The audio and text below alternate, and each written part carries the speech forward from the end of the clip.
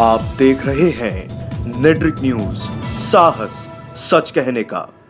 आज हम आपको जो सुनाने वाले हैं वो हम नहीं कह रहे, बल्कि फेमस पत्रकार, कॉलमिस्ट और भारतीय भाषा सम्मेलन के चेयरमैन कह रहे हैं। तो सुनिए वैदिक की कलम से सवर्णों को आरक्षण को लेकर कुछ शब्द।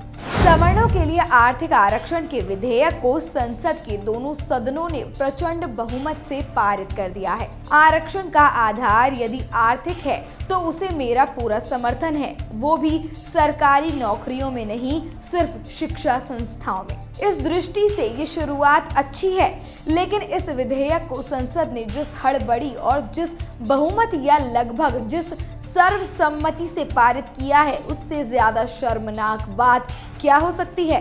इसने संसद की इज्जत को पैंदे में बिठा दिया है। मुझे ऐसा लगा कि संसद के ये लगभग 800 सदस्य अपना दिमाग क्या अपने घर रखकर संसद में चले आते हैं। लगभग सभी विरोधी वक्ताओं ने इस विधेयक को मोदी की चुनावी चालबाजी बताया, उसे हवाई झांसा कहा, इसे असंवैधानिक कहा, लेकिन उनमें इतनी हिम्मत क्यों नहीं है कि वो इसका विरोध कर सकें। उन्होंने इसके विरुद्ध मतदान क्यों नहीं किया? वो मोदी से डर गए। उन्हें डर लगा कि मोदी देश के सवर्ण मतदाताओं में उनके खिलाफ प्रचार करेगा। एक मंदबुद्धि नेता के सामने ये सभी विपक्षी नेता मतिहीन साबित हुए। किसी ने भी खड़े होकर ये क्यों नहीं पूछा कि 65,000 रुपए महीना कमाने वाला व्यक्ति गरीब कैसे हो गया? ये आंकड़ा प्रधानमंत्री जी आपको किसने पकड़ा दिया? आपने अपनी अक्ल का इस्तेमाल क्यों नहीं किया? यदि 8 लाख रुपए सालाना कमाने वाले को आपने गरीब की श्रेणी में डाल दिया तो आपने इस गरीब का भयंकर अपमान किया है।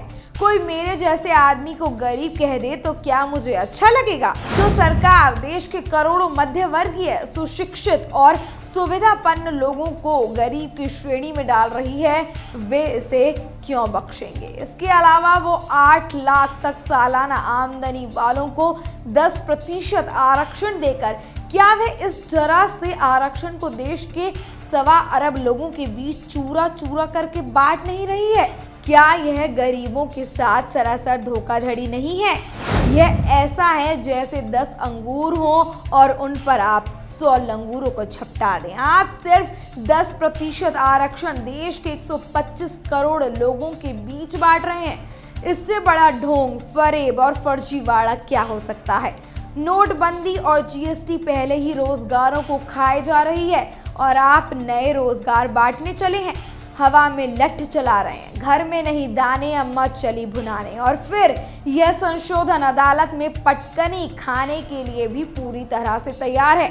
2019 के चुनाव तक यह आर्थिक आरक्षण कोरा जबानी जमा खर्च ही बना रहेगा। हमारे साथ जुड़े रहने के लिए हमारे YouTube चैनल को सब्सक्राइब करें, साथ ही बेल आइकन को दबाएं। नेट्रिक न्यूज की खबरें सबसे पहले देखने के लिए।